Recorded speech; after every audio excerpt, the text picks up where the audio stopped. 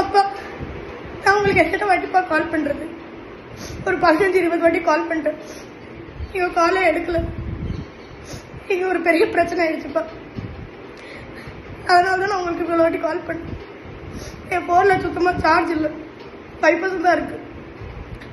அதனால தான் நான் உங்களுக்கு இந்த வீடியோ ரெக்கார்ட் இப்போ போடுறேன்.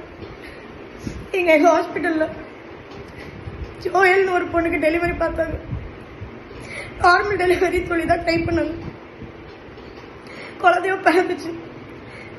அதான் பிறந்து ஒரு நிமிஷத்துலேயே குழந்தை இறந்துருச்சுப்பா. இங்கே எல்லாருமே அப்செட்.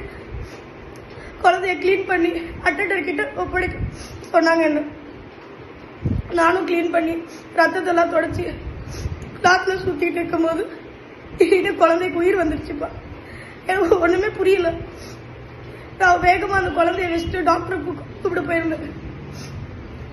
டாக்டரை அட்டெண்டிவ் கூப்பிட்டு வந்து பார்த்தா அந்த குழந்தை அங்கே இல்லை. நாங்களும் வெளியெல்லாம் தேடி பார்த்தோம். வார்டுக்குள்ளே யாருமே வரல. சிசிடிவி ஃபுட்டேஜ்லாம் செக் பண்ணோம். ஆனால் அந்த குழந்தை அங்கே இல்லை. இப்போ குழந்தையோட ரிலேட்டிவ்ஸ்லாம் நான் தான் அவங்க குழந்தை எதுவும் பண்ணிட்டேன்னு என் மேலே பழி போடுறாங்க. எனக்கு என்ன பண்றதுன்னு தெரியலப்பா. ரொம்ப பயமா இருக்கு. தெரியல, எனக்கு என்ன பண்றதுன்னே புரியல. ரீசெண்டாக குழந்தை காணும்னு சொல்லி நான் அழுதுருக்க மாதிரி ஒரு வீடியோ ரிலீஸ் ஆகிருந்துச்சு.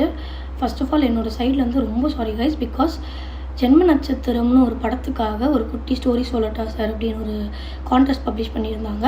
அண்ட் அந்த கான்டெஸ்ட்டுக்காக எடுத்து அனுப்பின ஒரு வீடியோ தான் அது. அது எப்படி இப்படி வந்து ஒரு ரேண்டம் அக்கௌண்ட்டில் போஸ்ட் ஆகிருக்குன்னு வந்து ஐடியாவே இல்லை. அதுக்காக என்னோடய நாலேஜுக்கு வந்த உடனே எப்படி அதை ஃபஸ்ட்டு ரிமூவ் பண்ணலான்னு சொல்லி தான் பார்த்துக்கிட்டு இருந்தேன். பட் நிறைய பேர் வந்து அது உண்மையான இன்சிடெண்ட்னு நினச்சி நிறைய கமெண்ட் பண்ணியிருந்தாங்க. அப்படி தான் வைரல் ஆச்சுன்னு நினைக்கிறேன். ஸோ அது உண்மையான இன்சிடெண்ட் கிடையாது. ஒரு ஷூட்டுக்காக நான் அனுப்பின வீடியோ ரேண்டமாக போஸ்ட் ஆகிருக்கு. அதுக்காக என்னோடய சைட்லேருந்து ரொம்ப ரொம்ப சாரி. யாரையாச்சும் ஹர்ட் பண்ணியிருந்தாலும் ரொம்ப சாரி கைஸ்.